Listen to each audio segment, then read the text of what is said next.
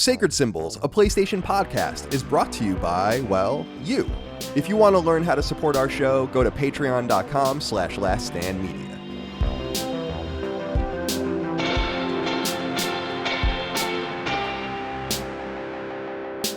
Greetings and salutations. Welcome back to Sacred Symbols Plus, a PlayStation podcast supplement. My name is Colin Moriarty. Today, I'm joined by a very special guest, someone I tried to invite on the show about a year ago, but he wasn't yet prepared. But now he's prepared to be on the show.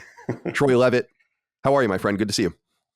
Good to be here. Thanks so much for having me back on the show. It's been about a year since, almost a year since you asked me to come on the show. But at that time, it wasn't a good idea to be on. But I'm happy to be here now. So yeah, well, I'm glad to have you. It's good to see you. For people that don't know, we will get into the whole drama surrounding you. But what we really want to do on this episode, and I think you agree, is first I want to get into your career. You are a Utah-based game developer, which I think is really interesting because there's a small there's a small history of dev studios there, from Single Track and all of these others, and I don't think anyone really ever talks about them. So I want to ask you about your history with those, and then I want to talk to you about your time, obviously, working on Hogwarts Legacy and the fallout from that, and then I want to talk about the politics of the games industry and what we think's going on out there with social justice and the new religion of wokeism, in my opinion. So let's start at the very top. Troy, tell everyone who you are and where you come from and what you do for a living, or what you did for a living. So really, I'm a lifelong gamer in that I got into games clear back in the 70s, right, when I was a kid growing up. And so I was an enthusiast gamer and was, teaching myself to program, was really into the whole scene of stuff up and coming. So that meant that I got into the game industry before the PlayStation 1 was out, about 1995 is when I first got in the industry. So 3D wasn't there. And I was really excited to get into the industry because it was, I'm a gamer. I want to make great games. And at the time, I think that just the way that the world looked is that we didn't know if you could make a living making games back then, right? So in fact, my parents and stuff were pretty skeptical as I was doing this. My first job was at a little startup studio in Orem, Utah called Morpheus Interactive. They published one title for the 3DO. It was called VR Stalker, right? There's no PlayStation. So that's how I came in, and I was a late joiner to that team, but they paid me $27,000 a year. We ran out of money. Took a month where we all worked without pay, trying to keep the studio afloat while we were looking for money, and then everybody had to go and find other studios. And that's how I started in the industry. Came out with an English degree from University of Utah, making design docs. Got in that way through Morpheus Interactive, and then it was through Acclaim, and they did all those wrestling games, right? And it was involved in motorcycle games. Jumped around to Single Track, like you mentioned, which is how I know Dave Jaffe. I don't think he remembers me, but I was in the studio when he was there working on Twisted Metal 2 back in that. I was going to ask that because there's like a connection between Jaffe and Campbell and a few other people in that Utah space. Yeah. And I feel like everyone has crossed over. Even Dylan that founded Lightbox. Dylan Joe, right. Yeah. So we worked together. We were in the same studio and yeah. Yeah, so I want to get into that a little bit because there's like a weird split where like Incognito goes to Eat, Sleep, Play, goes to Lightbox Interactive, Avalanche bounces from Disney to WB, PlayStation kind of gets in and then out of kind of a lot of Sony money was circulating through this, as you know. I mean, I'm not telling you anything you don't know.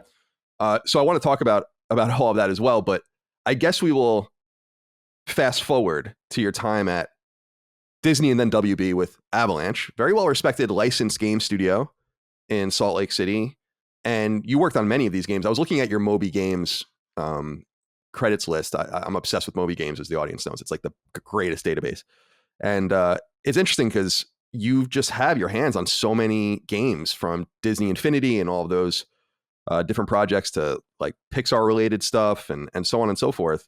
And then you find your way to when WB comes in, and you're no longer with Disney. Obviously, you're now working on a WB property with Harry Potter. So what was it like? I'm curious, working on a lot of licensed games. Is that, especially as a designer, I imagine you must have to go through the ringer to satiate the corporate overlords. It's not like your own IP or something. Wait, is that true? Right. There is some truth in that. So at Avalanche, one of the things we developed was kind of our own IP called TAC. TAC and the Power of Juju, which then got pushed over to Nickelodeon. Right. So I think we had some experience working with IP just because we were generating our own and working with Nickelodeon. So when Disney came and purchased us, I think the main thing they were interested in was our ability to build IP, right? The ability to work with IP and also that kids game space, right? So that was I think Disney's appeal to us. I found working with Disney and with Warner Brothers and all these other IPs for the most part really pretty easy because the approach of Avalanche has always been get inside the property and understand it first, right? And when you do that, it doesn't feel like you're being constrained. It feels like you're given opportunities to explore things. And that's what I liked working about Disney or working with Disney on like Disney Infinity and on like Cars 2 with Pixar and stuff is that once you worked with the IP holders closely enough and they started to feel like, oh, you really understand our property, they give you latitude and they want you to expand their universe. They want you to go in and explore stuff, provided that, you're keeping in touch with them. So like my time with Pixar, I worked with Pixar on several projects, really developed a lot of affection for Pixar and the way they did things. It made me feel like you're working with other creative people who understood what you were trying to do and you kind of understood what they were trying to do. And you get this like, this rather than feeling like antagonistic, it feels like a brotherhood. Like we're all trying to do this together, make Right. something cool and neat. And we actually got a little bit of crossover back and forth, like on Cars 2. We had to come up with just a little story here. We had to come up with some sort of acronym for the racing universe that you were in. We came up with this idea of Chrome, which was Command Headquarters for Recon Operations and Motorized Espionage, right? Anyway, so that was in the game. That was our excuse for what was going on in the game. Well, they liked it so much at Pixar that if you watch the movie Cars 2, Chrome is the name of the secret spy organization that Finn McMissile works for. So that came from the game world back to That's cool. the movie world. So that sort of interaction, I think, is wonderful, and that's why, like on Hogwarts Legacy, where we're at now, I'm like, I tell guys at the studio, this might be canon at some point in the future because they're so deep in the property and trying to treat it with so much respect and authenticity that it just dovetails in really well. And I think that's what Avalanche is good at is making IPs feel right. So Yeah, yeah. I'm sorry. Go ahead. I didn't mean to interrupt Oh, you. that was kind of my, I think there's this sense of it's difficult to work with IPs. And I think it can be if you're fighting the IP, if you're trying to drag it in some new direction that doesn't fit with the IP, then you're in trouble. But if you're like, oh, I really understand this IP, then it's good. You see it in Star Wars too, right? Jon Favreau stuff that comes out, The Mandalorian and stuff feels more Star Wars than, say, The Last Jedi to me for the same reasons, right? Right. One's trying to recreate the property and one's trying to understand the property. So. Yeah, very well put. And I think that must be very complimentary to find your stuff sneaking into, canon with the more, in quote unquote, important property, which would be, I guess, the film itself that is the stage for all of the games. So that's really cool. I wanted to, as I promised, before we get into kind of your story around Hogwarts Legacy and go from there, I did want to give a little bit of shine to Utah and Salt Lake City. First of all, I love Salt Lake City. I think it's a beautiful city. But the games development scene there doesn't get a lot of, it's not talked about a lot, whether you're talking about Chair or whether you're talking about obviously Avalanche or whether you're talking about, the whole single track, incognito, whatever, eat, sleep, play, whatever, like all the adaptations of that. What is it like working in Utah, and what is that game dev scene like? And how, I guess I can't ask you how it compares because you have very limited experience outside of that circle. Right. But I feel like it must be pretty unique. It must attract a very unique style of game dev. I say the same thing about Bend in Oregon, where you're in the middle of nowhere in Oregon in Bend, right? Like you're going there to work there. That's what you like. You must love the woods and nature and all that kind of stuff. It's not like being in LA or New York. So what's it like kind of working in Utah and being a little bit of a satellite to the games industry? From my perspective, I really enjoyed it. It felt like the community there was small enough, right? That we knew pretty much all the other names that were in the industry, and there were lots of startups that would spring up and then fold back up as they couldn't keep the money. But just working in Salt Lake felt like it was a community of enthusiasts who were trying to make good games, right? And everywhere you went, every studio I was in, some that failed, and then the bigger ones, I always felt like there was this dedication to just making good games that we had to kind of prove ourselves in Salt Lake that, hey, we can do this stuff too out here. Right. So I really liked it, and it's a very cosmopolitan city too. Anybody who's been in Salt Lake City, it's not a real right wing or something because it's surrounded by all the Mormons there, but half of that, it's like this little island of blue in the sea of red, right? Salt Lake City is this city where you've got a lot of different opinions and a lot of different perspectives in there. So working in the industry there feels I don't know, just very natural, very much like, yeah, this is what I think the game industry should be like, is what it always felt like to me. I feel like we were insulated from some of the politics and some of the big buyouts and the crazy stuff that would happen over either in Texas or in California, just because we were this smaller little satellite group that felt like we had a little more control of our own destiny, perhaps. I don't Sure. know. That's, you know. Yeah, I dig that. It reminds me a little bit of what I hear from people working at Insomniac and Epic and maybe Red Storm and all those guys in North Carolina, where there's a little bit of a flavor there. There's a little bit of a flavor in Florida with game dev. It's cool to watch. Austin, obviously. It's cool to watch all of this coalesce to, like I said, these different satellites that I think bring just different views, different feels to game dev. And again, with Bend, Days Gone is their backyard. I mean, I don't think that game would have been able to even be created without them being there.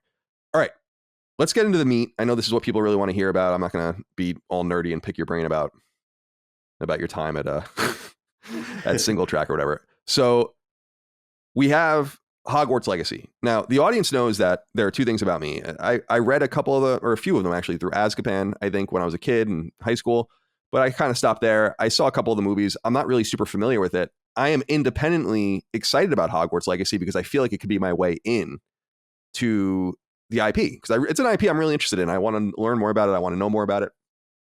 And I was really excited, I think, that in the back of my mind that you guys were making it or Avalanche was making it because of it seemed like the long respect and history that you had with Disney seemed to have actually worked out pretty well. I'm a little confused. It's like more toys and all that, all those accoutrements that people were playing with just weren't popular anymore. I don't think it was the content itself, perhaps.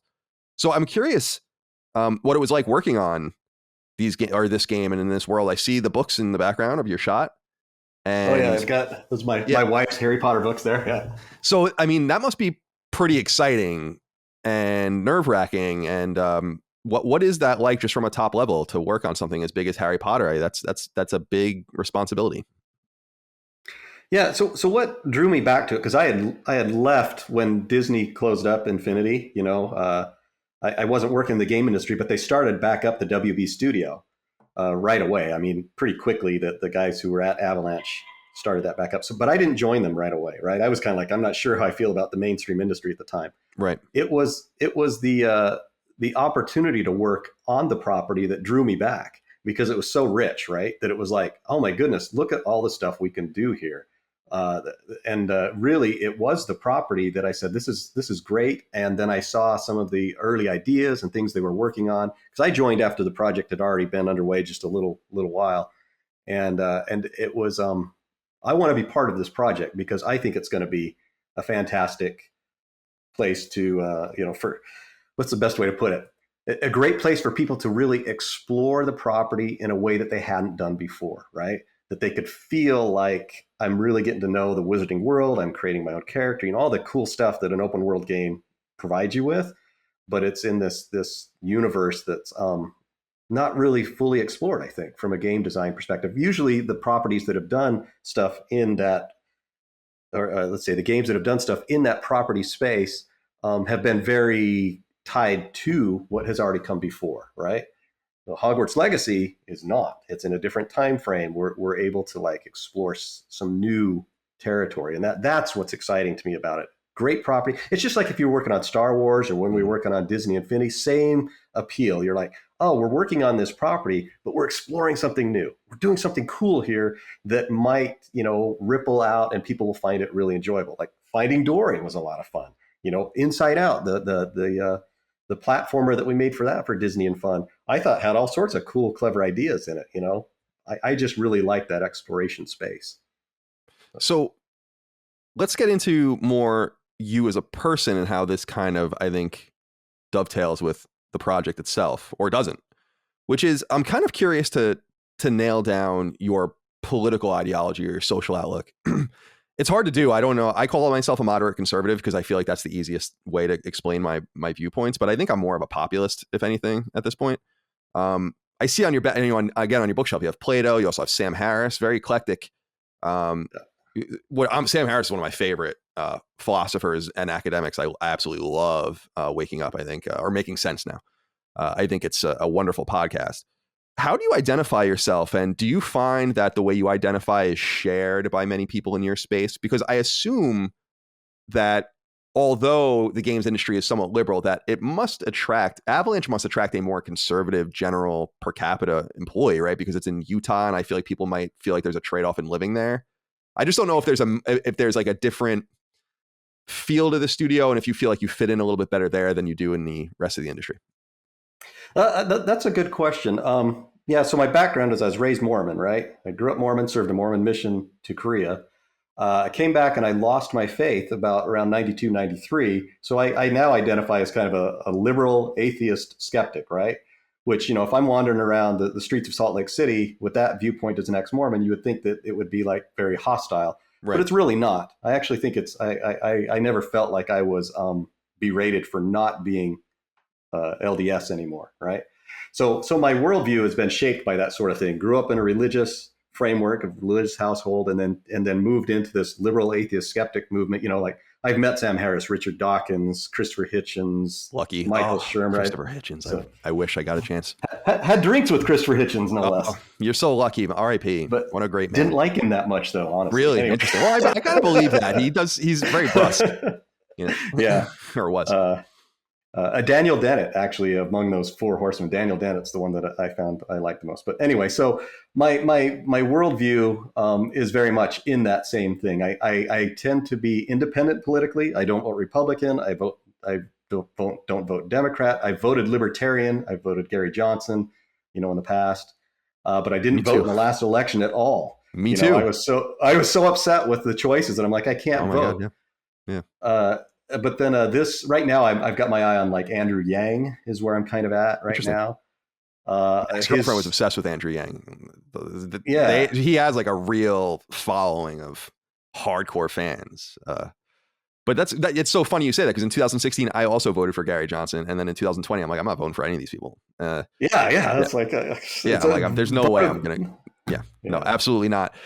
It's so interesting what you said about Mormonism in terms of being more accepting and open-minded. If that's because I've had encounters with Mormons many times in my life for some reason, and we have a pretty big Mormon audience for some reason. I have no idea why that is. It might be because they're attracted to open-mindedness, perhaps, but they've always been really nice to me. And there's specific instances with Mormons. I remember in San Francisco, there were these girls on a mission on the train, on the subway. And I remember just talking to them and kind of joking with them. I'm like, you are in the belly of the beast. Like, this is a godless city, good luck. Yeah.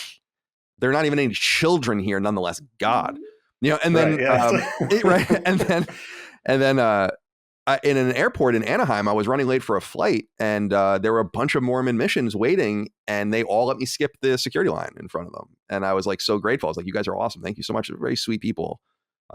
So I believe what you're saying. It seems like, not to get too religious, but I feel like the doctrine of Mormonism requires such open-mindedness that you can't help but kind of treat everyone the same way. Like, if you're going to accept that we believe that there were these silver plates that were in this fictional Egyptian language buried in Missouri or something like that, then we're gold, right, gold plate, and then we're going to accept that maybe you don't believe that. And I actually kind of respect that. And I've often said that Mormonism won't look so crazy, in quotes, in a few hundred years when it's old.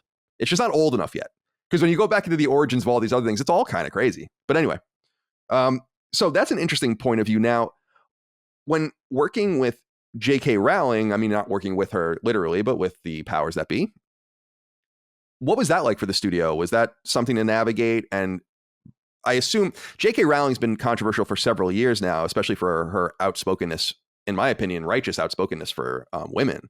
No offense to trans people who I think can live their own lives as well, but a weird erasure of women and womanhood going on that I find very unsavory and very strange.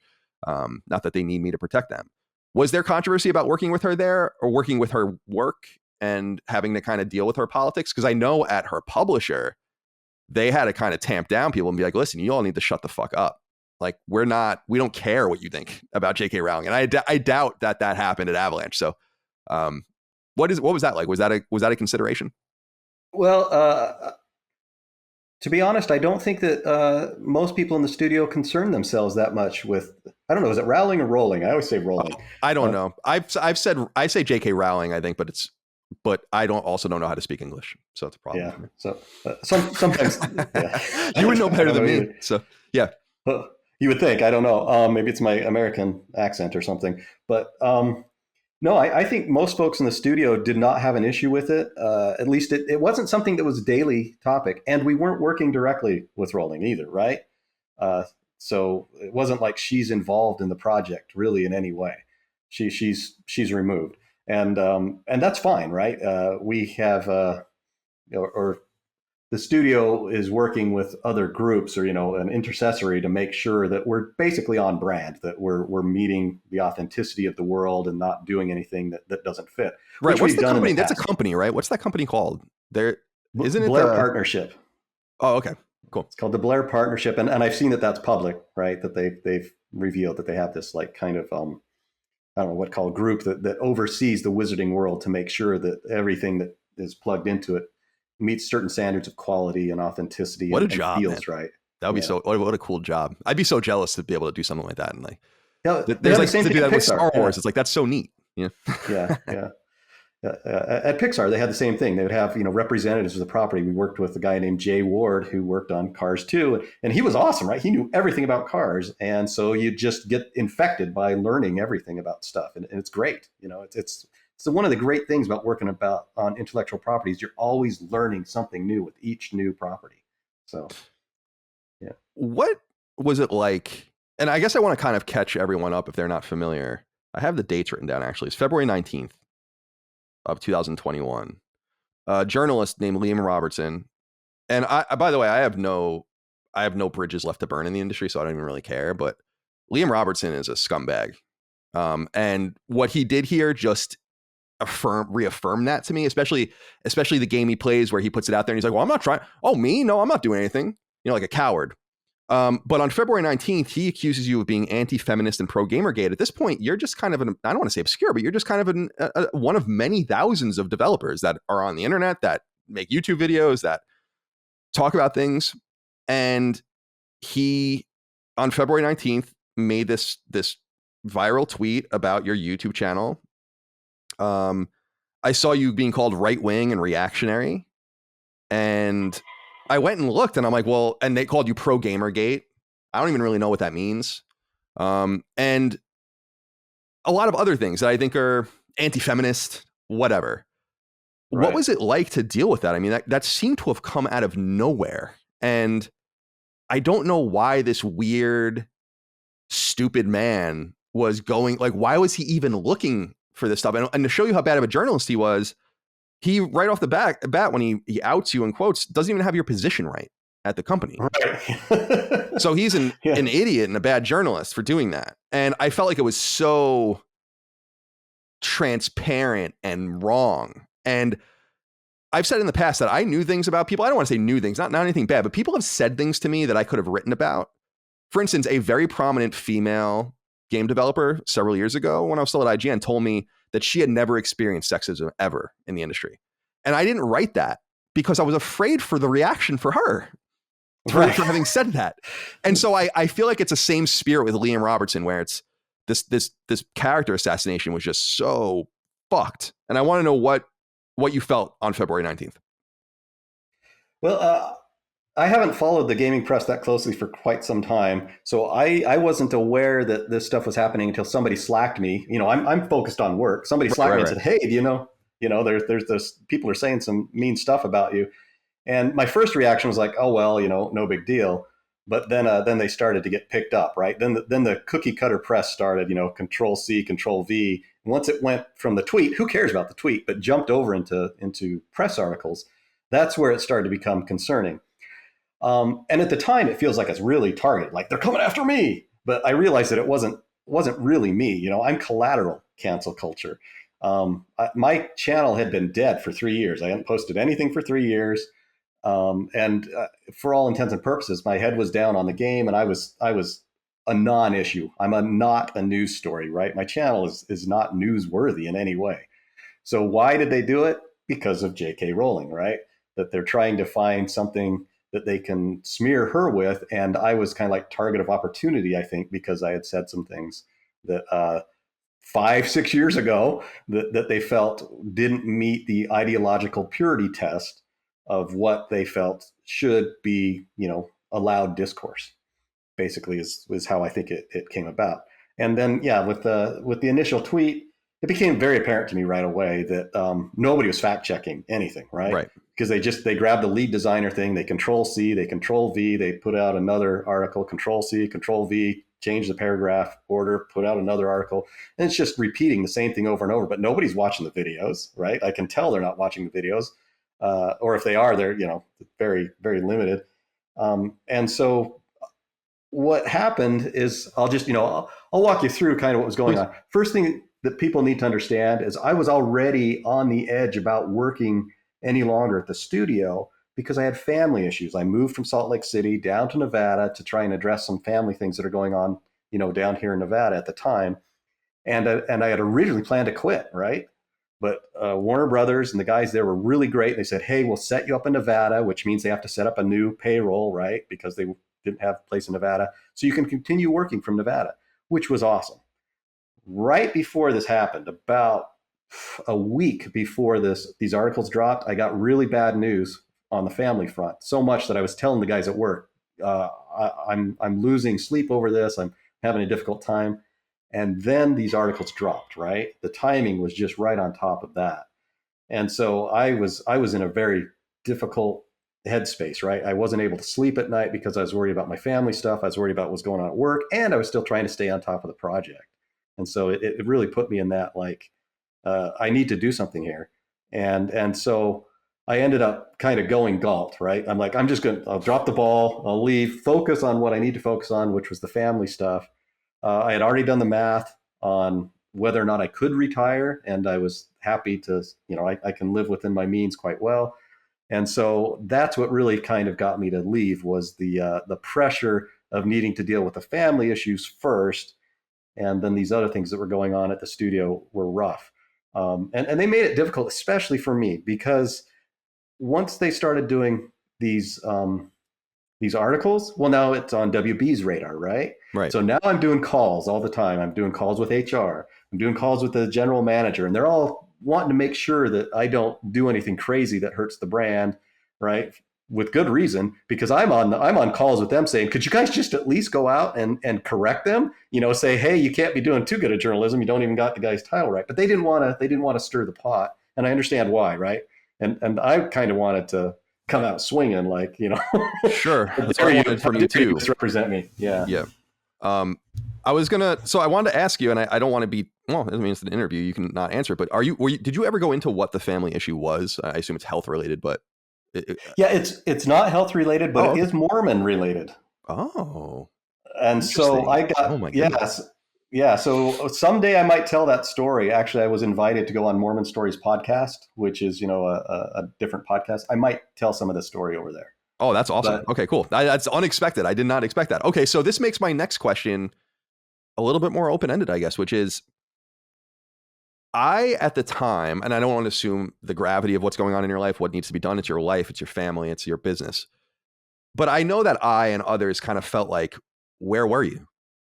Like we didn't want you to come out swinging, but we were ready to give you a voice and talk. And it's like, it seemed like it was a situation where you didn't really feel like you wanted to or needed to be saved, in quotes. Like you didn't need to say your piece. And you also, and I said this in an email to you, I'm like, you're too nice, right? Like I feel like when they came after me, and they've come after me many times, but the one big time they came after me, I refused to back down because I knew they were coming for my head, and then they would just not even think about it again, and it would be over, and my life would be ruined, and they would not even think twice about it. And so did you feel that need to kind of put up a phalanx and be like, I'm here now. I'm one of the culture warriors. I've been drawn to the front line. I didn't ask to be here, but here I am.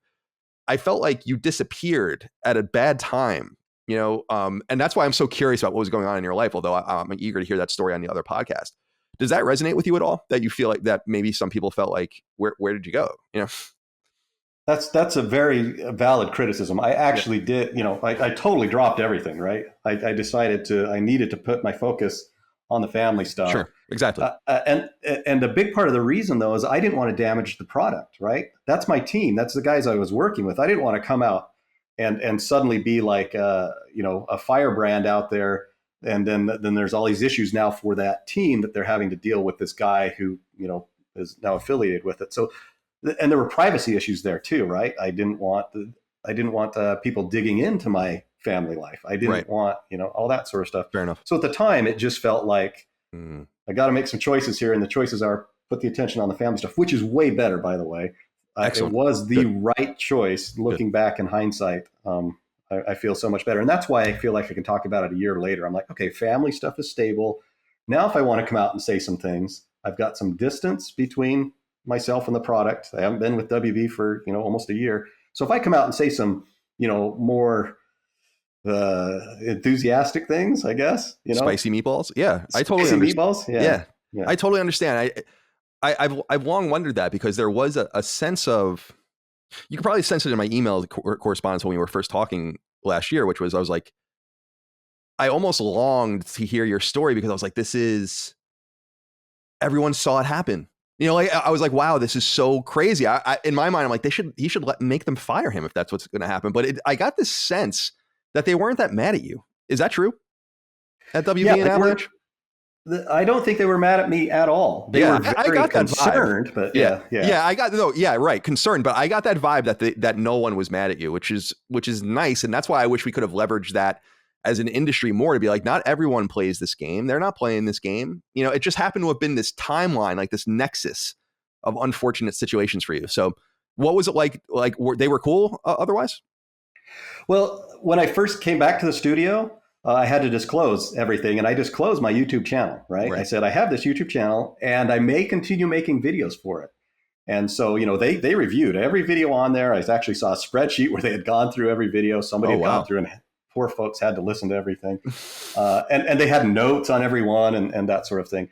And then they called me, and they were cool about it, because they were like, well, we don't find anything here that violates our policies, but we also recognize, that this could be viewed by some as, inflammatory, I guess.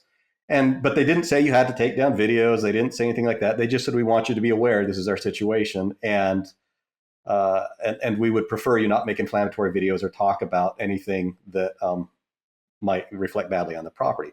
I kind of tested the waters. I put out 2 more videos after I had joined Avalanche, just to see. One was on the Venezuelan thing, and I can't remember what the other one was. But basically, I was just trying to see, hey, are they going to let me go ahead and speak my mind if I want to? Right. And they did, right? And there was no problem with WB. And so it went away. 3 years later, dead silence over there. So when I came back, I think they were mostly concerned about, is he going to drop a new video, and is it going to look like, something that we're going to have to do damage control on? So they were encouraging me to play it quiet, right? I was getting this is probably a small deal. Don't let it go. Mm-hmm. Don't let them get under your skin. Don't take the bait, sort of thing. Just let it go and focus on the project as best you can. And that was what my intent was, right up until the Polygon article, right? I think something that people may not recognize about the press, but is important for people to understand, is that there's kind of a gaming press, right, where it's gamers talking to gamers, right? It's Kotaku, IGN, PC Gamer, and so we're just gamers talking to each other. Polygon is an out-facing sort of press outlet, right, where they're analyzing what's going on in the game industry and then speaking to the larger world. Hey, here's what's going on in games. And so as long as it was in the small press, right, the local press, I think Warner Brothers wasn't as concerned. But once Polygon wrote the article, and it was one of the first more responsible articles, I got scared, because if that got picked up by somebody else, USA Today or Tucker Carlson or who knows, something crazy like that. I know. Then we would have had a big issue, right? I know. I know. Just to interject, and show some solidarity. I know, because when all the stuff happened with me with Kind of Funny in my old company, Business Insider wrote a headline about Colin Moriarty quits Kind of Funny for racist tweet, which never happened. Racist tweet, yeah. Right. And that exists forever, right, in perpetuity. And I don't know how to say this without sounding a little bit like an asshole, and I don't mean it to sound like that, but if you're an everyday person working in everyday life, an everyday job, you have a house and kids and blah, blah, blah, no one's going after you. You don't even know what it's like to have people going after you.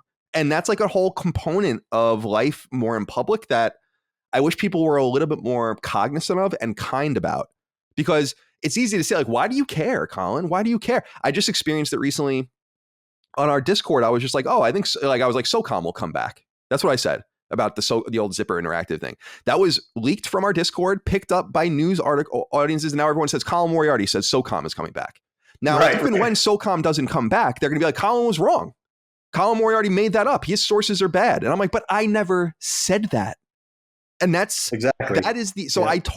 That's why I empathize with you so much, because in your experience in your own vertical, I saw a reflection of what was happening to me, and I was ready to go to the mat for you, you know? And I know a lot of people were ready too, especially because we all know what kind of person a guy like Liam Robertson is. We know what kind of a person the cabal at Polygon are, and Kotaku, and whatever bullshit goes on these websites.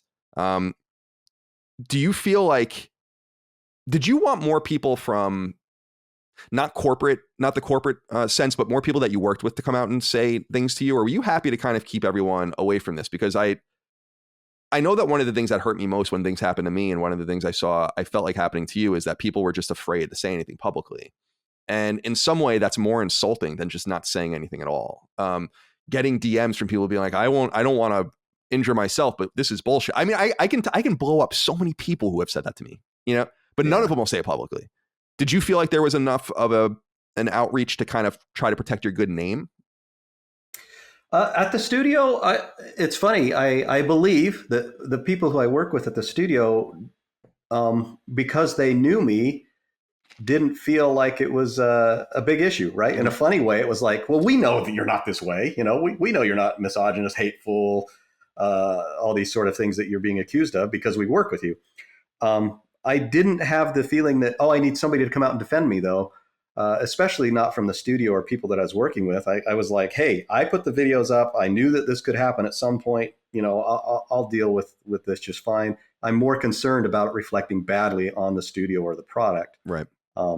And so I did not have a sense of like, oh, somebody needs to jump to my aid. I never had that.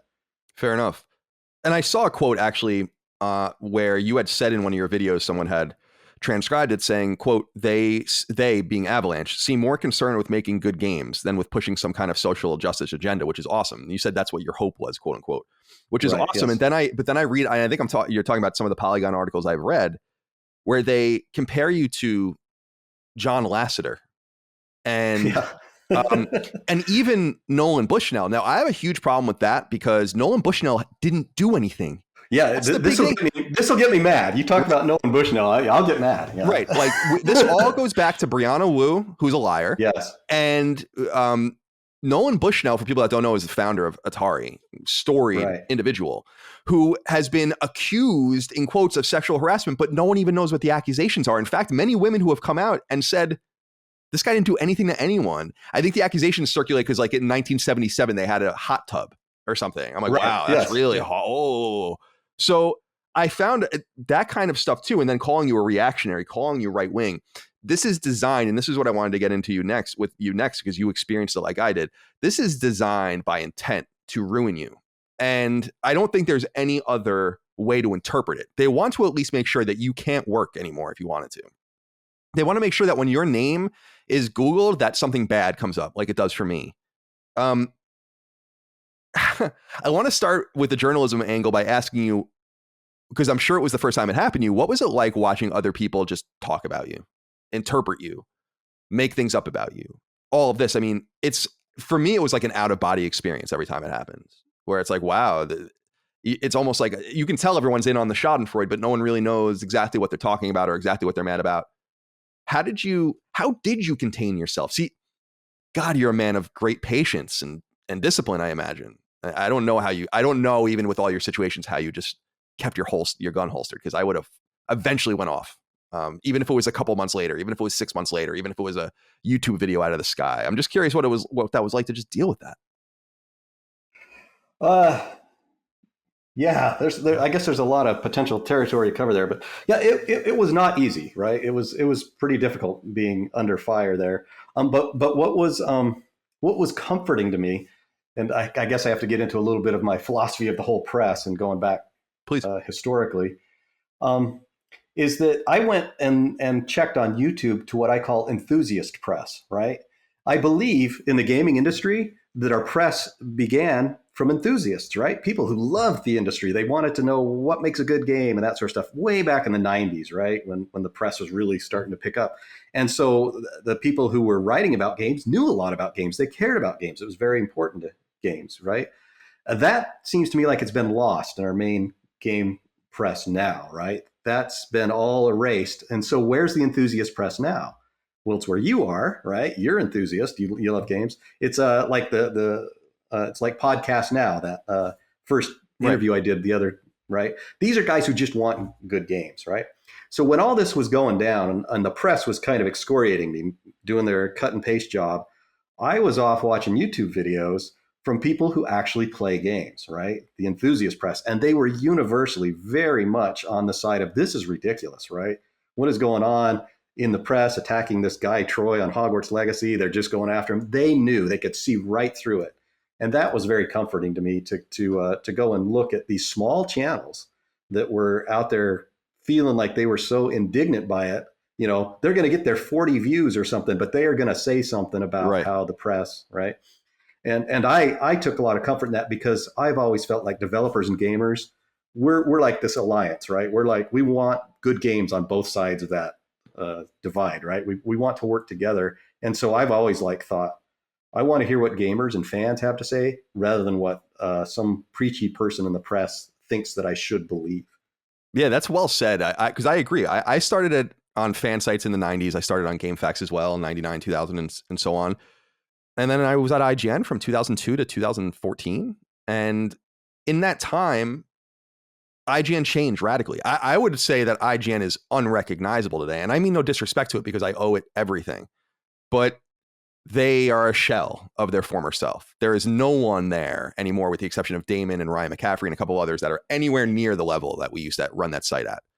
And I'm disappointed about that, not because of the opinions, but because it's exactly what you said. I feel like we're getting a lot of people that don't really love games, that seem to be finding their way into games because they can't write about what they really want to write about, or they can't get their social ideologies into mediums that people care to read or experience. So they kind of like almost, it's a bait and switch. And I saw this with, I associate your experience a lot with what happened with Scott Cawthon at Tripwire. He didn't do, that's recent, right? Yeah, right. He didn't do anything. For people that don't know, Scott Cawthon came out and said he was pro-life. Now, just to put this in the perspective for you, Gallup, right? World-renowned pollster, 2021, U.S. adults, pro-choice, 49%, pro-life, 47%. Right. Within the error, the margin of error. And yet, this man, for saying he was pro-life, he lives in Georgia, by the way, which is a pro-life state, he was destroyed and obliterated. He owns a piece of Tripwire, and obviously he's just disappeared, and people were canceling contracts and trying to use their ideologies to bend things, even though it's basically 50-50. And these people use their ideologies as a cudgel, and I find it so wrong. And it's even worse with Peter Tamte, I think, who's the guy that's working on 6 Days in Fallujah. We don't know what he did, but everyone hates him. We don't even know what accusations are going to come out about him. It's just that he dares to tell a story about Iraq. The war, by the way, everyone was against, right? And now this is supposed to be a story about the horrors of war. Don't you find it ironic, I guess, that this new religion of wokeism is, and it's a religion, it's got relics, and it's got sayings and passages and prophets, and it's got all of the hallmarks of religion. Absolutely. I totally agree. How concerned are you about this? Because I am deeply concerned about it as a free thinking man, right? Like I am deeply concerned about people using their ideologies as a cudgel. I think it's wrong, and it's war. It really is, which I think goes back to what I was saying earlier, where I was like, man, I wish I had Troy in the foxhole with me here, but he's in here now. So do you feel like I'm onto something here, that it's people that, I agree with your statement that it seems like it's people that are just, they can't do what they really want to do. Like when I went at IGN, I really wanted to do that. I left grad school to do it, right? Like I wanted to do it. And I feel like these people Right. don't. So do you think there is some truth to that? Yeah. Oh, absolutely. I think we've moved from, an enthusiast press to an activist press, right? Now they have an agenda that they're trying to push. And when you talk about, the woke religion, I think it's absolutely a religion, right? And then I don't know how deep you want to go into this philosophically, but please go as deep as you want. Okay, well, here's how I think, and this is why I think I have a lot of commonality with, my Christian or Mormon brothers and sisters, right? If you look at a typical religion, say Mormonism or whatever, what they're worshiping is God or truth, right? They're trying to figure out how the world really works. Well, if you're a liberal atheist skeptic, you're in that same camp. You're trying to figure out what is true, right? You're trying to figure out how the universe really works. Your epistemologies are completely different. In the religious epistemology, it's revelation and authority. And in the scientific epistemology, it's all this stuff with evidence and fact. Right. So I can see commonality even as a skeptic, as an atheist, with religious folks, because we're both trying to discover truth. You come over to the woke religion, they don't care about truth. They're in search of power, right? It's all about power dynamics, empowering people in the sense of tribes versus tribes, war of all against all. And that's how the woke religion really looks to me, that they're basically about, we need to get ideas ascendant. They're very authoritarian. They excommunicate people who don't agree with the ideologies, right? I was excommunicated basically from the woke religion for heresy, right? Your ideas don't match what we think they should be. So it's absolutely. And they have indulgences too. They have indulgences. They have a priesthood. They have, it's deeply anti-scientific. And I don't think people pick up on that when it's coming in through HR and stuff, right? Because they're getting this, diversity, inclusion, equity teachings, but they make it feel like it's real scientific and rooted in fact. It's not. It's all ideology all the way down, right? They're basically chasing power dynamics. They'll have you do stuff like that. What is it? The implicit bias test. You've heard this sort of stuff that they do. I don't know. What? Tell me about this. Oh, okay. So it's the pseudoscientific like little thing that they'll do in a lot of these diversity programs where it's like a little game where you see a word where it says black and then it says something else like darkness or evil and white. And they just basically give you these word associations and you're supposed to hit buttons at how fast. And the idea is that when you take this, if you have a little slower time and reaction for, say, black people versus white people in this test, well, then you have implicit bias. You're racist and you don't know it. It's like Minority Report style stuff. Yeah. Yeah. And there's even the people who developed the test said, you're using it wrong. That wasn't the intent. We were studying the brain. We weren't studying, this stuff, but it's being pushed that way. It's just like e-meters in Scientology where they hold on to these little cans. It's the same idea. Here's this little test you have to take. Oh, look, you're racist, And now it's time for an audit. Yeah. Yeah. And I want to just quickly, because you brought up the idea of, epistemology. I wanted to just bring up for people that don't know, because you and I are into the more philosophical and academic sphere in terms of what we listen to. And that's just the idea of knowing, the theory of knowledge, the idea of how and what and why and can you know and all of that. So it's like the knowledge of knowledge, if that makes any sense. Anyway.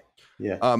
So do you feel like game development itself is being injured by this political, ideological train, or do you think it's strictly in the media? Because I'm having a hard time differentiating products that suffer, with the exception of 6 Days in Fallujah and a few like Japanese jiggly boob games and other stuff like that. Like, it doesn't seem like people on the development side are that upset about things. It seems like the media, very similar to the media in the news, is trying to navigate us into certain situations. Like, I think the news media right now is clearly trying to navigate us into, say, a war with Ukraine. So I feel like the news media in our world is slowly navigating us perhaps into this reality where we are more sterilized. And it's more the implication that I'm afraid of than what's actually literally happening. So do you think that the divide still exists, or do you think that they're kind of melding in such a way that we should be very concerned that what we're seeing in the media will soon subsume development? I think it's headed into development.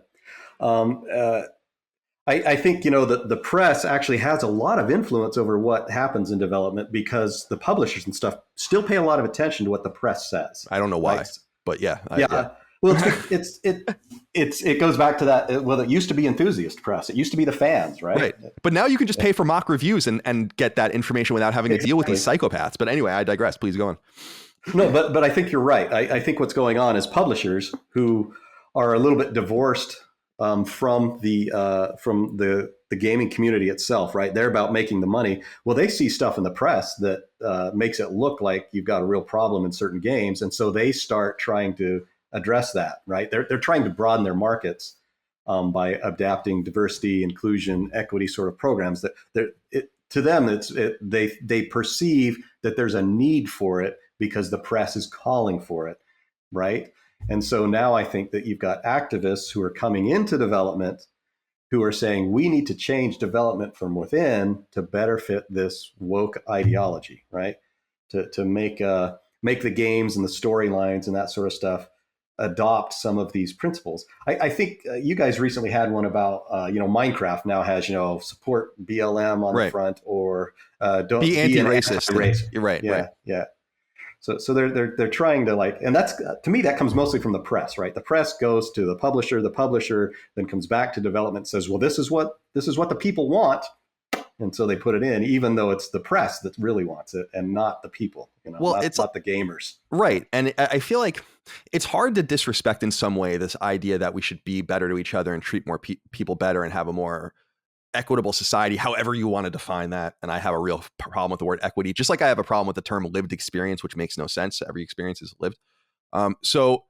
In my mind, I look at what's happening, this holistic kind of view of it, and am concerned that, like you said, bad actors are infiltrating these various companies. And it's unfortunate because it's all getting conflated with stuff that I think is pretty righteous. Like I had Jessica Gonzalez on recently from the Activision union movement. And I was like, it's too bad that this is getting caught up with that, because this is pretty important. And unfortunately, your greatest advocates are the nut jobs that write about how, Peter Tamte is racist because they're doing 6 days in Fallujah or something like that. And I feel like, so the message isn't always bad, but the messenger is the problem. And I'm trying to cross that divide by inviting as many people onto the show as possible. You'd be surprised maybe you wouldn't be, how many people say no. And I don't blame some of them because they would go into a buzzsaw on the show, but I think a lot of them would be willing to have an interesting and open conversation. But I do find myself, and I wrote this in my notes because I just underlined it, and I have this feeling of ominous concern. Like it's only going to get worse, and it's going to happen. Games take so long to develop, and so you're not going to see the outcome immediately, but you'll know it when you see it. And I just don't think we're there yet. And then to fix it, like when open worlds became the zeitgeist, as you remember, and then everyone started making open world games, and everyone's like, can you please stop making open world games? And now they're doing that with like Battle Royale and games as a service, but it takes time to turn the ship. So by the time the damage is done, we might not even know. I wanted to ask you specifically about this claim of you being anti-feminist. I am anti-third wave feminist. This idea that it's people have to suffer in order for there to be equality. In my opinion, second wave feminism, equality for all, is completely awesome and righteous, and those women are heroes. And of course, the suffragettes, the first wave. Yes. What was it called, the Buffalo Convention or whatever it was called, when they all got together. So these are women and activists I really, really respect. But how do you feel with that charge, anti-feminist? Because I feel very similar to bigot, racist, Nazi, these other words. This anti-feminist term is meant as a weapon and a cudgel, and how do you even say, like, I'm not anti-feminist, I love women? And then they'll be like, ooh, and they'll make fun of you. It's almost like one of those situations where they place you against a wall. How do you feel with about that charge specifically? Because I know that specific charges that are made against me, specifically that I'm racist, I don't know where that comes from. And then I make a point like, oh, my girlfriend is black. And they're like, oh, it doesn't matter. Yeah, so like you can't even defend yourself against it. But I feel like that's a similar thing with you, where I feel like you probably take that pretty personally. Well, so I thought feminism in the 90s, Camille Paglia feminism, sure. Sure. Right. The business suit, you go girl, that sort of stuff. I was always totally in support of that. I think it's great. The 1964 approach to civil rights is still where my head's at, which is, don't judge people based on the color of their skin, but on the content of their character. You know, Martin Luther King, same thing in the feminist movement stuff. It's always that equity by focusing on the individual and the individual human rights, right? So when you talk about being anti-feminist, well, sure, I ended up being anti-feminist against a very narrow, ideologically motivated pinhole view of the universe, right? Which is that men are bad and that we have to upend the patriarchy sort of thing, that third wave gender feminism, where at the same time, I agreed very much with the second wave feminism of, you know, equal rights and that sort of thing. Um, and you know, what I think was really interesting to me in my own exposures, I thought that feminism had kind of shifted from this very forward-thinking feminism and had become the new feminism that we saw showing up in the feminist frequency videos, right? And so I thought that, wow, what happened to feminism? It's totally something different now. And at that point, I started doing a little research, and that's where I like turned up on Liana Kersner, right? I've mentioned her name several times, where she was a journalist who was a well-rounded feminist, right? She had all these thoughts about different things, was very familiar, and the journalism industry pushed her out, right? She got marginalized around 2015 because she wasn't towing the woke line of, you know, the patriarchy is essentially bad. So when somebody says anti-feminist, I tend to get it. What do you mean by feminism, right? I want to know. Are you talking about the good, positive women are awesome and can do anything? Or are you talking about women are perpetual victims and men, we need to kill all men, Andrea Dworkin, all sex is rape sort of thing? Right. And these are both within feminism, right? Yeah, certainly. I agree. And it's more the academic feminism as opposed to the way feminism plays out. I see this in the trans conversation too, because there's a lot of conflation about like, well, trans women are women. And I'm like, I don't know about that. You know, trans women are women, or if that's how they feel, trans women are trans women. Trans women can be trans women. That's no problem.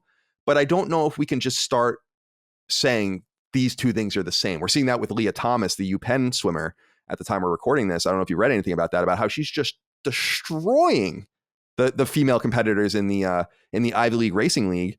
And people are like, it doesn't mean you're a bigot to say that this is fucking crazy. You know, like this doesn't make any sense. And I think one of these things that we're seeing over and over again, and we saw with Anita for sure, is the emperor has no clothes. What we didn't realize about Anita Sarkeesian at the time, I think, and I don't know why people are so afraid of her, is Jonathan McIntosh, who never gets talked about, was actually the strength of that brand. And when he went off and did his own thing, and he's like famous now and like very, very successful, she fell off a cliff because she has no insight, because it's just a facade, because being a woman is not a personality. And being a feminist isn't a personality. And complaining about everything isn't a personality. And no matter how much goodwill she has in the industry, and you know it and I know it, and she goes to I don't think she does it anymore, but she just goes to studios and publishers. Do you have any idea how many people I've talked to that are like, dude, everyone was just rolling their eyes. They were rolling out of their heads as they sat there listening to Anita Sarkeesian speak, and she gets $50,000 for coming here for a day to speak, and then she disappears. What did you feel about being attacked for kind of being critical of someone who I think is clearly a bad actor and has been bad for the games industry? Anita Sarkeesian has been bad for games and bad for the games industry, in my opinion. I'm not putting those words in your mouth. I'm saying that. And I feel that way because it's exactly what you said. It takes this conflation of what feminism it is and what feminism hypothetically is in, you know, gender studies classrooms at colleges and universities in the United States and Western Europe. What do you think about her being kind of a sacred cow and not allowed to attack her? But you dared to do it. And I think that is one of the reasons why they went after you.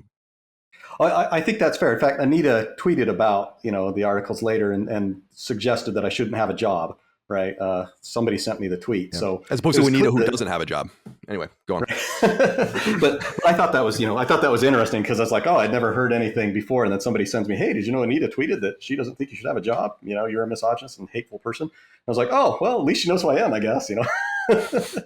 But so the nice thing about, or I'm going to say some kind things about Anita Sarkeesian, which is that I believe deep down there, and I think in a lot of folks in kind of the woke religion, really do want to see a better world, right? They really want to see a world where there is more equity, there is more inclusion. There's nothing wrong with that, and I think people need to understand that. My position is that we don't do it by inflaming tribes. by making it all about race and all about gender and all about things. Instead, let's focus on the individual. And each individual has a unique and wonderful story to tell, right? And when you do that, intersectionality and the stuff they talk about with intersectional feminism takes on a new approach, because if you look at intersectional feminism, the idea is that, you've got an individual and they're a composite of all sorts of different things. They might be a woman, they might be Black, they might be a certain class. And that's fine, because it helps you to understand that the individual has unique experiences. That's good. But what they do in the woke religion, they turn that inside out and they say, now, because you're a woman, you must believe these certain things. Here's your doctrine. Right. Here's your tribe. Because you're Black, you must believe certain things. Right. Here's your doctrine. Here's your tribe. And they push you into these tribes. And then it becomes that oppression sort of Olympics again, where everybody's fighting against everybody else, trying to worship power and get control of power. Yeah, intersectionality just turns into a noose, basically, like for yourself. Yeah, it's dangerous stuff. So, I mean, I go back to those videos. In fact, if anybody wants to know my whole beef with Anita Sarkeesian, like if you want to see me summarize it, the last 3 minutes of a video I made called Games Lead the Way, right there at the very end, about the 11-minute mark, I basically said, here's what Anita's saying to the press and the Colbert Report, and here's why I reject it, and then I just kind of laid it out in 3 minutes. And, I forgot she did that. I forgot she was on that. Yeah, that was well, interesting. I didn't care at first, right? When she was doing her stuff. It wasn't until the press picked up on it. And then she's on CBS News and she's going to the UN and she's promoting this position of gamers, white men are just awful and they've taken over the industry and we need to do something about it. That was very much the message she was sending. And I was over there going, hold on. I've been in the industry the whole time. This has always been a very progressive industry, right? This has always been an industry that's trying to bring people in. Right. I think you're really misrepresenting us badly. And you're scaring good people away. That was my position. That's a very well stated position, and I think an important one as well. And one of the reasons why I have a problem with her too is just it goes back into this argument that some people feel like gatekeeping is good. I'm not so sure that I agree with that, but I understand the notion, which is to say that it doesn't allow bad actors to come in and co-opt you. And I feel like if I sat down with Anita for 10 minutes and just asked her questions, I bet you she doesn't know shit about games compared to a lot of people that play and make and write about and all of those things. And I think that just avoiding that specific thing will undercut everything she says, because she represents no one. And it's not to say women don't play games. Many women play games. It's not to say there are no women hardcore gamers. Many women hardcore gamers. But you can just tell when someone knows and when they don't. And if your whole plea in the games industry is that there are no women protagonists and there are no women playing and it's like, I don't know if you're even paying attention. Yeah, are you even paying attention? Right, yeah. And that was very much what I was trying to say, was like, look, you're looking at this very narrow pinhole, right? Look at the industry as a whole. Right, yeah. And I think I love what you said about, because it goes back to this intersectional thing, and I noticed this with some people I worked at it with, IGN, and certainly the games industry writ large now, or the media, which is, and it's what I said earlier as well, which is like, you ask a person, like you meet a person, and they're like, I'm a Black bisexual woman, and I'm like, that tells me nothing about you. Yeah, nothing about your character. Yeah. Nothing about you that I care about. Because I had a conversation with someone recently on the show where I was like, I think that people don't understand with trans or with Black or white or whatever, or your sexuality or whatever. It's like, I don't care. If that's not good enough for you, then that's too bad. But that should be a compliment, because I don't care. And I've said that many times about many things. You were talking about Mormonism, not that it's all like this or most of it like this, but I even talk about polygamy and stuff where I'm like, I don't care. Do what you want. As long as no one is getting hurt. Go do your drugs, go sleep with your prostitute, go do whatever you want. Just respect people's properties, their rights and all of that. And otherwise, I don't care. And that seems to be, there's a shallowness and a vanity in thinking that I should care. And because I don't go around saying like, oh, I'm a white straight man. Like, that's nothing. Who cares? And people would say like, well, that's the default. And I'd be like, well, that's really not true. If you look at the world as a whole, it's certainly not true that it's a default. There are 340 million of us in the United States, for instance. There are 4 times more people in China that are culturally Chinese, by the way, racially Chinese. And you wouldn't be able to learn anything about them by saying, I'm a Chinese man and I speak Mandarin. I'm like, okay, so do a billion other people, but who are you really? And for some reason, people just don't want, I don't know why. Why do you think people don't want to go deeper? Is it because they're afraid that they'll find out that there are many people that buck the trends that you're talking about, that there are many people that are Black that don't think that should define them, or many people that are women that don't think that it should define them. Or it reminds me a lot of the pro-choice, pro-life thing. It's almost as if there are no pro-life women, except for that there are probably 50 million or more pro-life women in the United States alone. And you just, Right. so what do you make of all this? Like all of this upside down situation we find ourselves in, and what the intent is? Do you think that the conversation doesn't want to happen because they realize that there is no defending it? Because that is my theory. That's why I want to have the conversations with some people, because I know I will win if they just, Right. yeah. Anyway, go on. No, I think you're absolutely right.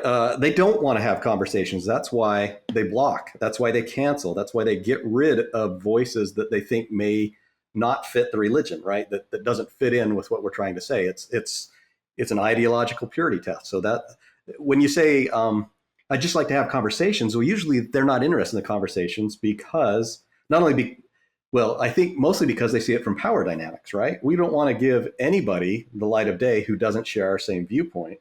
So why would we let somebody have a position out there that is contrary to us when it's just about getting power, right? Power to promote our religious ideology. So I think that's really why the whole cancel culture exists, is they're trying to shut down discussion. They're trying to shut down people having difficult or tricky conversations and going for easy answers. I mean, you hear this now, right? All white people are racist, right? It comes from Robin DiAngelo sort of thing, which is a ridiculous. I mean, think about it from a scientific standpoint. It's like phrenology or something. Oh, I can tell what sort of person you are by the shape of your head. Right. Oh, I can tell you're a racist because your skin is white. It's very eugenic. It's like very, it's almost, I hate using the whole Nazi Godwin's law thing, but that is what they were doing. That is what they were doing. It's crazy. It's absolutely, you're absolutely right. It's crazy. And I just feel like it's so, the people that are injured most by it, I think, are the people that they're trying to help. Because I agree that there is like a group of people that are really authentically trying to be helpful and nice and kind and considerate and all of that. But I think I think a lot of people, if you talk to them, realize like, I don't want, it's like the Latinx thing that you know, it's like they don't want to use it, but it's like 97% of them say like, we don't want this. And they're like, well, too bad. And they're like, but it doesn't comport even with our language. The Romance languages are gendered. And they're like, well, we don't care. We're white feminists and we're white equity officers at corporations, and we're using it, whether you like it or not. And to me, I'm like, isn't that racist? And in some way, colonial? Yeah. It's neo-racism, right? It's instead of judging people on the content of their character, now judge them on the color of their skin. It's just flipping the script, right? It's a power dynamic play. It's not about achieving truth or what's better. It's about getting control of power, and that's how I view it. You know, that's my angle. No, I totally agree with you, Troy, because as deeply political as we're getting, I think it's sometimes necessary. I'm a writer of games. I don't write big games, but I co-own an indie studio, and I write political games, and I want political games. I want games to be covered politically, and I want games to be covered socially and from a labor perspective and from all these different perspectives. But I think my problem is that they're just not giving us their best, really. Like, we're just not getting anyone that's good at it, because it reminds me a lot of government, where you're not getting the best people in government because people that could do well in government are smart enough to not do it. And I think that it's the same thing with games media, where it's like, well, why would I be a games journalist when I can go work at a game studio, or I can go produce something or make an indie game or go be in a more respected vertical? And it's not because it shouldn't be respected because it's games. It's because it's their fault that it's not respected. I love what you said earlier about how these representatives are just so poor. And I wanted to ask you that as we begin to close, which is, how do you think we fix this? Is there any fixing it? Because I'm becoming, with what's going on with Joe Rogan, for instance, and I was on Rogan twice, so I obviously speak with bias, but what's happening with him, I think, is just the next front of this what I would call like a vanillaization, let's say, of everything. There can be no gradient. No one can make any mistakes. Everyone has to pay the ultimate price if something happens, et cetera, et cetera, et cetera. Do you feel like we're going to pull out of that, or do you feel like it's going to get worse? I think it's going to get worse. And the reason I think it's going to get worse is, again, it's power dynamics, right? They're not going to concede power. Nobody's going to back off of the cancel culture thing if they think it's working. The only hope that I think we have to resist it is for people to start ignoring the cancel culture and just paying more attention to, like Joe Rogan is a great example, right? They try and push him off the platform or whatever, and mostly you just kind of have to ignore the pressure and say, look, I'm going to keep broadcasting. It's a voice. Even if you don't agree with the voice, it still deserves to be heard. And so when people try and cancel from the press or whatever, as a consumer, I just ignore it. In the games industry, like, I don't pay attention to the press. I go and I find all the enthusiasts. I go watch YouTube videos. I go read reviews on Steam. You know, I've long ago abandoned the press from being a reliable source because they're not enthusiasts. You know, they're not about games anymore. They're about preaching. They're about activism. And I'm not interested in that when I'm trying to find out about a game. You know, that's something else. Yeah, it's funny you say that, because I don't know if you remember the Kotaku PlayStation 5 review, which was maybe one of the most comical things. For anyone who has never read this thing, you got to go read the Kotaku PlayStation 5 review. Read it, yeah. It is so funny because it's all about society and Joe Biden and Donald Trump. I'm like, what is this? What are you even talking about? There are times where I was a writer and I would try to kind of sneak some things in, but you would never beat you over the head. And so I feel like your pessimism is probably well founded, unfortunately, because I think, I'm sorry, go ahead. Well, you were giving an example. I remember I read a review of Lara Croft, you know, or one of the new Tomb Raider games that came out. It might have been at Kotaku, and it gets into like representations of you know, white supremacy over indigenous people, and you know, it's just really trying to deconstruct this game from a wokist perspective and why it's got all these things that are wrong in it. But it doesn't hardly talk at all about the gameplay or the puzzles or, you know, the progression or any of the stuff that you really want to know when you're trying to find out about a game. So yeah, I totally agree with this. Like, it seems to me like the games press isn't interested in covering games for what they are. You know, an entertainment product that often has a lot of sweeping cultural significance in it. They want to preach about what is okay, what is not okay, what is allowed in games, what is not allowed in games. And that's how I think a lot of the reviews read to me now, you know, is that, oh, this is bad because it doesn't fit with our ideological agenda. Lara Croft, she's a white woman, but she's not representing the right type of white woman, you know, that sort of thing. Like, I don't care. I want to play a good game. And then on the other hand, remember with Tomb Raider, maybe Rise of the Tomb Raider, which was like, they're like, oh, this is too violent for women. Like, right, yeah. She would fall into a bad thing of spikes and get impaled. And like, oh, this is horrible representation of violence against women. And I'm like, what do you want? I don't even know and that's why I just wish some people at these companies would have some balls and just say, like, what is it you're even saying? What do you want? There have been certain studios that have done it to some degree. Warhorse Studios, I think, is a great example with Kingdom Come Deliverance, where they basically dumped. Oh, yeah. They probably sold like 50 times more copies of that game because they were just like, no, we're not. And, you know, we have these, I think that there's a little bit of a political infiltration with some of these places too. For instance, the website Fanbyte is owned by Tencent. So they're never going to write anything honest about the Chinese games industry. Yeah, I also have to look at all of these different tethers and connections. And I think you're right. Seek out the people, as you've been doing, and I encourage the audience, seek out the people that speak to you best and know games most. I'll put my PlayStation knowledge against anyone's if that's what people want out of me. But I think you'll also know that I play games, that I'm enthusiastic about them, I make them, and I live them. And I think you're right. It almost seems, and this is what I was saying before about this idea of gatekeeping, which is, why are we even letting people like this have a voice? And I think the answer is, it's clear Kotaku's dying, right? It's clear that websites like Polygon are going down. But for some reason, with Sifu, that new game, when we're recording this, the Kung Fu game, you still see publishers just sending codes out to all these websites no one reads.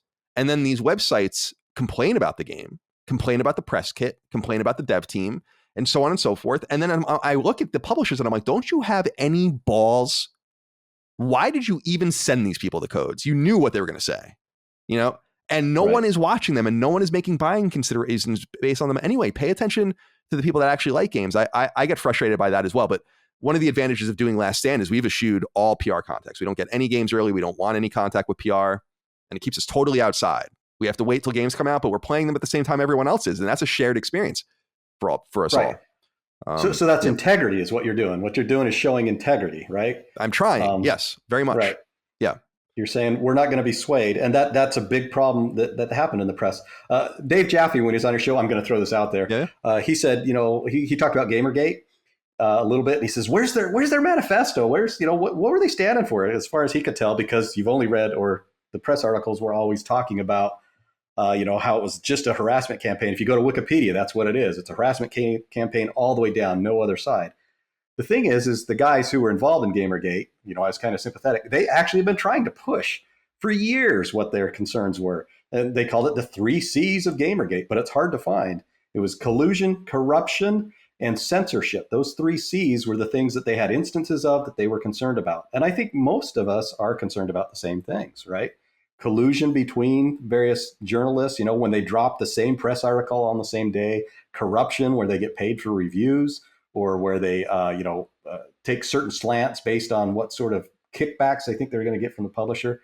And then censorship that's happening both at the level of games coming in from outside, but also inside of studios or via the press itself, saying we need games to change to be better to fit, our ideological stance. They want to ideologically constrain games. I've lost a fair amount of confidence right now that at the upper level, at the big AAA studios and stuff, that they'll be able to resist this, because publishers are very sensitive to the press, and so they're going to continue to respond to it. I think indie game development, all the studios that are out making games because they love it, those are where I think the real banners of new and creative stuff will be carried. Like my game of 2020, Hades, right? That's a great game, independently developed. It touches on a lot of issues that could be touchy, but they handle it so damn well. And the gameplay is just so put together so well that I'm like, look at this. This game is freaking great, and it's coming from an independent place. Game of the year. So that's kind of my opinion. I'm going to follow the games. I'm not going to follow the press. Right. I'm not going to follow the publishers. I'm going to follow the games. And I think that's why I love this stuff right now. Well, VR is pretty freaking awesome. I was looking at that in your background. Yeah, and we have PSVR 2 coming out soon, or soonish, and it's interesting you bring up Supergiant, because Greg Kasavin was the editor-in-chief of GameSpot, and he's the writer of their games and the producer of their games. And you can see that it's almost a full circle thing, because you can see the spirit of loving games in their games, and from a person who loved games enough to dedicate his life to them. And I don't think people make that connection between who started that studio and why it might be successful in some weird way. And I love the 3 C's. I don't know much about this, but to me, collusion and corruption almost go together, because the reason that I think I was at IGN at the time that Gamergate was going on. So I was in these meetings. And by the way, and I've said it before, what I would have done is just not even acknowledged it. I think that everyone acknowledging it, specifically Lee Alexander's article, I think was a disaster. I don't know how people don't look at her and be like, you are responsible for this, but she is. And I look at the collusion and corruption and the way that the media was able to kind of eke out of that, because I don't think it's literal. I've said to people at IGN, like, no one's getting paid for reviews here. I'm telling you, I was the senior editor at the site. No one's getting paid for reviews, but it is the implication of what you do and how you interact with each other that is the problem. And if people really knew how this worked, I would understand why they would think that there was a problem here, even though there wasn't. Because yes, I've been jet setted all over the world by games publishers and developers. Yes, that is true. I've stayed in beautiful hotels because of games publishers. That is true. I've drank and eaten and done all these things on the dime. And you can say, this doesn't affect my coverage, but you don't know that, I don't think. And would it be surprising if you told someone like, yeah, I went to Activision flew me to LA and they put me up in a hotel for 5 days, and that's how we reviewed Call of Duty, because that's how Call of Duty was reviewed every year for many years. And if you told people that and then you went back and gave it a 9, you would understand why they're like, yeah, so you just got room service and they just put you in a comfortable hotel and you went to the pool and you had drinks, and that didn't play into it at all. And I think that their lack of acknowledgement of that really injured their believability. Because as someone who is in it, I'm like, I don't think you're corrupt literally. I don't think you're colluding literally, but you definitely want a job there later. You definitely want to keep a good connection with these PR people because maybe you'll work for them one day.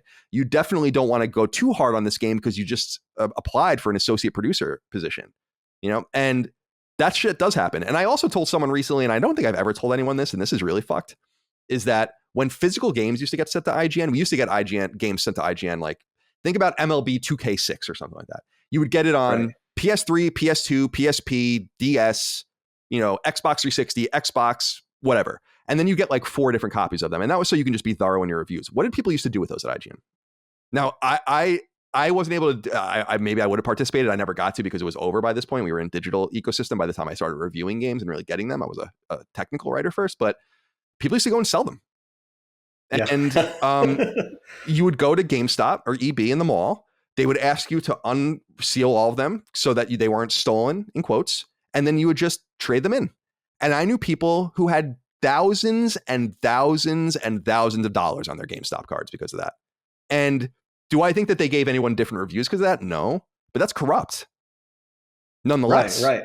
And so I agree with that. And as far as the censorship is concerned, I've been beating the drum on this on the show for a long time, but we just saw Arc System Works as a great example. They edited the lore of Guilty Gear, the new Guilty Gear game, to remove references to Taiwan and Hong Kong in anticipation of getting the game launched in China. It is not even there yet. And they have no Chinese ownership at Arc System Works.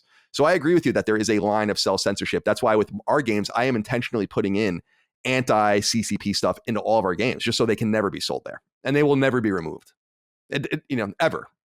So I don't want their money. I don't want their business. Do you think that the Gamergate Association, just because that term is loaded. It's so charged. Oh yeah. Still. Yeah. I remember going to, on my 30th birthday in 2014, I went to Kentucky for like a bourbon thing. And I went to this dinner with these people and that's all they wanted to talk about. And I remember that. And at that time being like, holy shit, this is really getting into the mainstream. They're hearing it on NPR or seeing it on CNN or something. Do you feel like your association with that term and being so quote unquote pro Gamergate injured you as well? Because I don't think I'm pro or anti Gamergate. I just never really considered it a legitimate movement because it was so poisoned. The well was so poisoned that it was clear it was nothing good was ever going to come of it. It's not to say that's fair or unfair, but it was true. It was true immediately. And I'm wondering if you kind of regret that association or if you're happy with that association.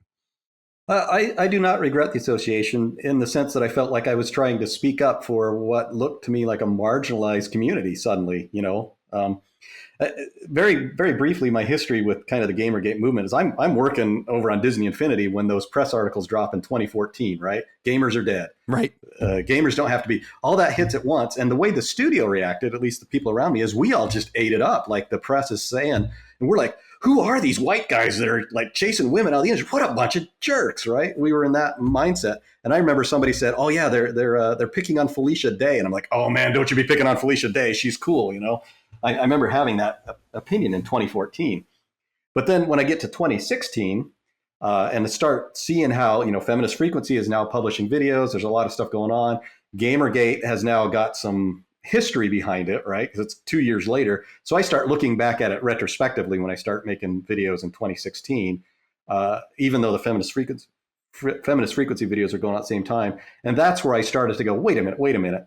Yes, there is some harassment that's been happening under this, whole Gamergate sort of label, but it's a minority position. The FBI investigated by that time. Women Action in the Media investigated. Twitter investigated. They were like, yeah, there are a few guys who are being absolute jerks on this, right? They extended all sorts of stuff, but there's a huge conversation going on among gamers about these topics: collusion, corruption, censorship, that is worth covering in the press, right? I felt these are important issues to gamers and people who play games. And I also think that people who play games shouldn't be marginalized as being a certain demographic. There was the whole Not Your Shield stuff. So I came at it like after it was all done, picking over the rubble and saying, hey guys, there's a story here that nobody really covered.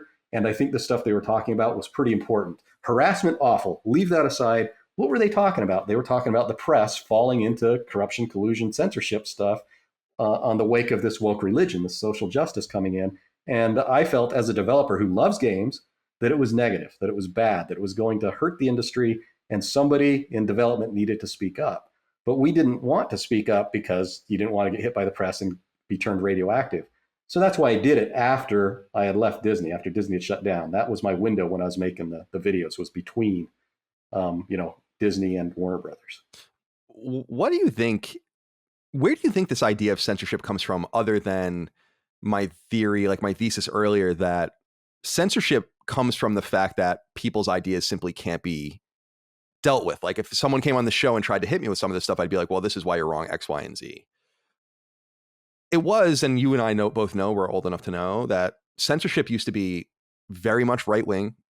Thompson. And in the 70s, but especially in the 80s and 90s with D&D, metal, music, the genre, some other stuff. And then, of course, with video games, Jack Thompson, Grand Theft Auto, the ESRB. Tipper Gore with the gun during the Senate, all this like crazy shit that was going on. It's really interesting stuff. And of course, I think the industry did a really smart thing by saying like, we'll just regulate ourselves. That way the government doesn't get involved. The ESRB is a really interesting thing. It's a very rare regulatory body that the government really doesn't control under the promise that they do it right. And I feel like the censorship stuff has now become pronounced in left-wing circles. There's no doubt. And I find this strange because don't they realize that they are the Christian right that was going after the D&D campaigns in 1983, or that they are aligned with Tipper Gore and various senators like Lieberman, all these guys that were going after video games? Like, they are them. And right. I don't understand where that disconnect comes from. I don't understand why they think that that was wrong, but this is right. That Jack Thompson was wrong to go after Grand Theft Auto for X, Y, or Z, but we're right to go after 6 Days in Fallujah for A, B, and C. Seems to me to be hypocritical and crazy to give up your... As a right-wing person or a conservative person, I was always jealous, right, of two things about liberals. Anti-war, more associated with them. Not anymore. And this idea of this just total freedom of expression, Berkeley style, 1970, I'll die for your right to say what you want, right? Right. They almost let the strengths of their ideology go. They almost just gave them up. And that is the biggest thing to me, because it's like, what do you even have now other than control over ideas? So what do you think about that idea of just kind of the shoe being on the other foot? It's certainly, you have made games for so long that I can guarantee you couldn't have possibly expected this, right? Well, I remember the Jack Thompson stuff, right? And it was very interesting how the games press then was kind of still the enthusiast press when Jack Thompson. So they kind of rallied to the defense, like video games aren't causing all this stuff. Then the Gamergate stuff and the feminist frequency stuff comes around, and it's the other side, right? Now the press is all like, oh yeah, we have a huge problem with this stuff. Sexism is a huge problem in our industry. They had kind of switched sides. The thing is I believe that the civil liberties argument, the part that we, I think, agree in is kind of the thin end of the wedge that gets people going down that woke path, because they'll say, well, of course you care about improving the situation for women and minorities. We just think you should do it on individual basis, right? We're in that camp. It's fine. At least I think both of us are. It's then they say, well, we need to upend some of the power dynamics, and in order to do that, we need to get more power. And it turns into a tear down the structures, deconstruct things rather than understand them, right? We're going to take things apart rather than first trying to understand what's going on within the milieu, I guess. I think I'm talking a little bit opaque there, so I'm trying to put more of a fine point on it. But it comes from good intentions, is what I'm saying. Good intentions are there. They want a better world, but the way they're going about it, by inflaming tribalism and making people really angry at each other over very superficial stuff, is counterproductive. But it's hard to resist at the same time, because they can point to various oppressed minority groups and say, well, don't you care about them? Well, if you care about them, you need to agree with our dogma here. And so people kind of just let it slide instead of speaking up in favor of individual human rights, right? Looking at the individual. To me, that's the solution, right? I'm very much in that individual human rights camp and opposed to the tribal camps. Me too. And that's why I was happy to, I was a Republican until 2016, and I became independent, because I was like, I don't even want to, first of all, I didn't like Donald Trump, but I also just didn't want to be associated necessarily with this strict or this useful or not useful party platform that I have to then defend. And so I'm just like, I don't want to do any of that. But you know what I think another aspect of this is, Troy, is just, and there are two different events 10 years apart that kind of remind me of this, which is when things happen that I think we should be celebrating in the games industry as like a medium, they're just ignored or not written about properly. Of course, in 2011, the Supreme Court of the United States affirmed that video games were protected speech. Free speech. And this was a huge story that no one talked about because they weren't academically prepared to talk about it. And I feel like that was a real inflection point that we let go, to be like, no, guys, like, this is great. This means you can literally do whatever you want. It doesn't mean you have to sell it. Obviously, these different platforms won't sell your NC-17 games. I guess if you want to make a game about the Holocaust or something horrible, I guess you can do that, but you're probably gonna have to sell it on your own Apache server because no one's going to serve it and all that kind of stuff. But the point is that you have the right to do it. And Right. Yeah. and then 10 years later in California, you might recall that the Supreme Court of the state of California struck down the state law sealing kids away from buying games, that they're the age limits and the gating of games is actually itself unconstitutional. This is another interesting libertarian, small L libertarian win that no one wrote about. And I was so confused about why politics only matter when, again, it's to drive forward an agenda, but not to say, like, look at how great we're doing as an art form. Look at how accepting we've become to all different stories and the medium and how powerful it is. It is the most powerful entertainment medium. There is no doubt about that. And it's got so much potential. And I feel like it's being squandered and ruined. And the only thing that I think is good news, Troy, is that these sites just don't have any power, which goes back. They have a power to set a narrative within the echo chamber, but they don't have power over consumers anymore. And I think the worse that gets, I think that the worse the death spins are going to become, right? The death rows. Like, I think that it's going to get more violent in some way because they realize that they're losing. I don't know if you saw the woman that took over for Kotaku, Patricia Hernandez. She's the EIC there now. I suggest people go read this. When she became editor-in-chief last fall, she wrote a letter to the audience, and it was basically like a note that was saying, like, we're done. Like, there's no hope for us. And I was like, oh my God, this is so interesting and dark. And so I haven't read that. Yeah. You should go check it out. Where it's like, we're probably going to fail. And it's Patricia. Yeah, just look up Patricia Hernandez for people out there. Just look up her EIC letter, like when she was announced EIC. I think you'll really enjoy it. And I actually complimented her on it publicly. I was like, this is when I was still using social media. I was like, this is I've never read anything so honest from Kotaku in my entire life, frankly. And that's a site that's obviously hit me many times personally. So obviously I have a bias. Okay. I think I've taken up enough of your time, Troy. I wanted to ask you if there's anything you wanted to say in closing. Is there any way you want to leave it? Is there any way for people to find you? What's going on with you? You're retired now? Are you still retired? Are you going to get back into games and do indie dev? I mean, what's happening with you? Those are good questions. I'm very seriously thinking about turning my channel back on and doing some stuff there. But the thing is, I want to do eclectic things. I want to do anything that comes to mind. One of the things I want to do there is I want to talk about the Turing test. I have a bet with 4 other engineers in the game industry that I believe the Turing test will be passed by 2025. So it's only 3 years away. So are you talking about like a screen door Turing test? Obviously, like the idea that isn't there like an idea that the Turing test can be, there's going to be 2 different Turing tests. One where you're sitting across from a computer, like a human. Obviously, we're not there yet. Where it's like human on human, kind of like some old sci-fi, like where you can't differentiate the human, but there's a screen door effect where it's like you can talk to and communicate with them without seeing them, and that will be passed first. I think that was the whole. Yeah. Something like that. I guess we could get into the Turing testing, but that's the sort of thing that I'd like to talk about. My opinion on it is that, in fact, I've wrote a couple articles in the past. There was one published in Skeptic magazine. That everybody seems to think the Turing test is a test of some sort of hard AI that the machine intelligence is actually thinking for itself. That's not what the Turing test is. The Turing test says, more specifically, can you fool another human, a human into thinking you are a human, right? It's more like a magic trick in terms of the Turing test, where you're like, can you tell this real person from this fake person? Right.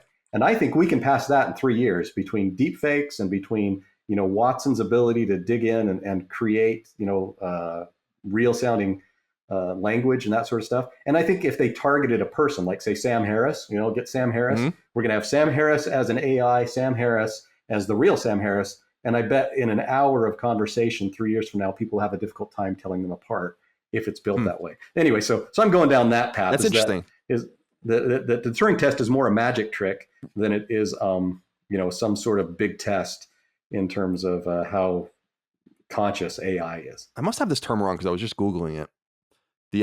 I'm trying to find what I was talking about. I don't know. Because I had a guy from MIT many years ago that I interviewed about this, and he was really fascinated by the Turing test too, and the idea of convincing humanity that something fake is real is like the greatest test of all. So that's awesome. I love that. I love eclectic stuff too, and I'm very eclectic myself, so I totally support you there. Are you going to start using social media more, or and all the rest? Yeah, I think I'll swing back to social media. One of the things I did where I was on break is I taught myself Game Maker Studio 2 and wrote a little mini game. That's what we build our games in. So that's it. Yeah. Is it? Yep. Game Maker Studio? Oh, wow. Yep. I didn't know that. Mm-hmm.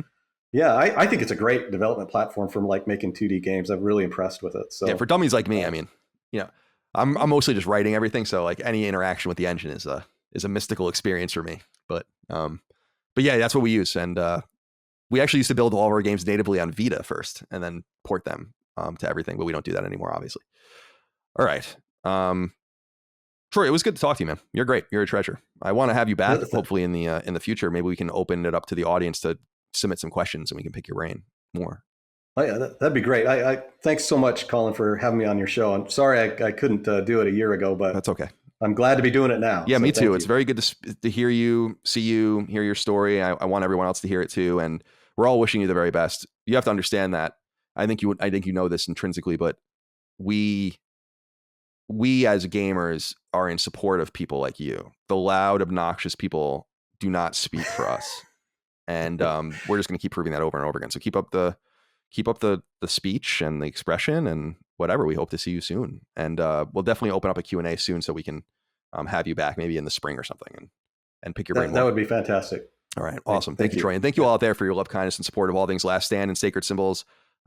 Biggest Patreon for games media and games podcasts in history of the platform. It's all thanks to you. So hope you continue to enjoy this eclectic series of conversations and all the rest. We'll see you on the other shows as well. Until then, goodbye. Sacred Symbols, a PlayStation podcast, is a product and trademark of Last Stand Media and Colin's Last Stand LLC, and is proudly recorded in the USA. The show is conceived by, is written by, and is directed by me, Colin Moriarty. My co-hosts are Chris Raygun Maldonado and Dustin Furman. The show is produced by executive producer Dustin Furman. It's edited by associate producer Ben Smith. All of Last Stand's theme music is by my best friend, Ramon Narvaez. As you know, all of Last Stand shows, including Sacred Symbols, are fan-funded on Patreon at patreon.com/laststandmedia. The following names are at the producer level on Patreon, our highest tier, and we're grateful for your thoughtful and kind contributions to our independent endeavor. Thank you.